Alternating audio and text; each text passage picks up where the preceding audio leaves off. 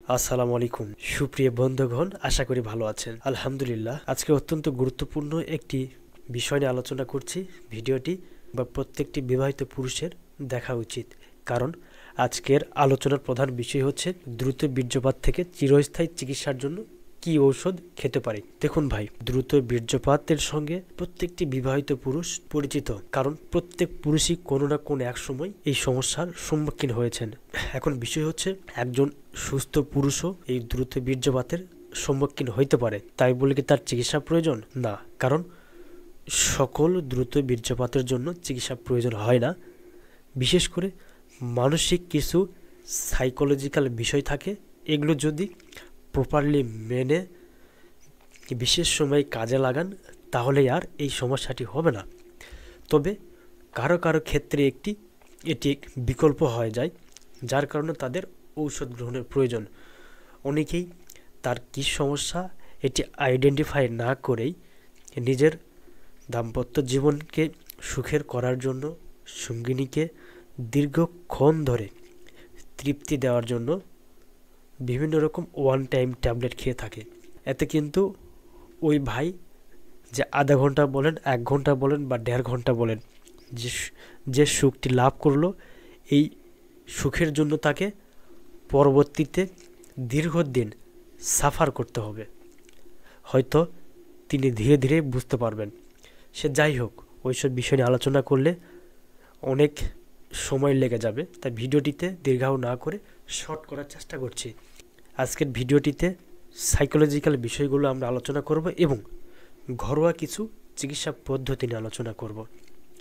তাই না টেনে সম্পূর্ণ ভিডিওটি দেখবেন, আশা করি আপনি উপকৃত হবেন। দ্রুত পতন রোধে সাইকোলজিক্যাল সিক্রেট যে বিষয়গুলো রয়েছে, তা হচ্ছে প্রথমত ভয় কাজ করা, দ্বিতীয়টি হচ্ছে পরিবেশ সৃষ্টি না হওয়া। ভয় কাজ করা বলতে আমি বুঝাইতে চেয়েছি, যাদের দীর্ঘদিনের কোনো বাজে অভ্যাস ছিল কিংবা কারো ফার্স্ট টাইম, সেক্ষেত্রে তাদের মধ্যে একটি ভয় কাজ করে এবং এই ভয়ের কারণেই পতন ঘটে যায়। এছাড়াও অনেকের ক্ষেত্রে দেখা যায় যে যখন বিশেষ মুহূর্ত শুরু হয়ে যায়, তখন তাদের মনে একটি ভয় কাজ করে, এই বুঝি গেল রে, এই বুঝি গেল রে চিন্তা করতে করতে তার এই বুঝি চলে গেল। তাই যখন আমরা চিন্তা করি যে এই মুহূর্তে আমার পতন হওয়ার সম্ভাবনা রয়েছে, ঠিক তাই ওই মুহূর্তেই পতন হবে। তাহলে কি করবেন? যখন আপনার মনে হতেই পারে বা যখন আপনার পতন হওয়ার সম্ভাবনা রয়েছে, সেই ক্ষেত্রে আর কোমর সঞ্চালন করবেন না। বিষয়টি আরও ক্লিয়ার করে বলি, যখন আপনার বিশেষ মুহূর্ত শুরু হবে, তার পূর্বে ফোর প্লে করবেন এবং ফোর প্লের পরে স্টার্ট করবেন। যখন মনে হবে যে এই মুহূর্তে পতন ঘটতে পারে, তখন বন্ধ করে দিন, 1 মিনিট বা 30 সেকেন্ড রেস্ট নিন, আবার পুনরায় আপনার কাজে ফিরিয়ে যান। এভাবে করতে থাকবেন, দেখবেন আপনি লং টাইম সময় উপভোগ করতে পারবেন।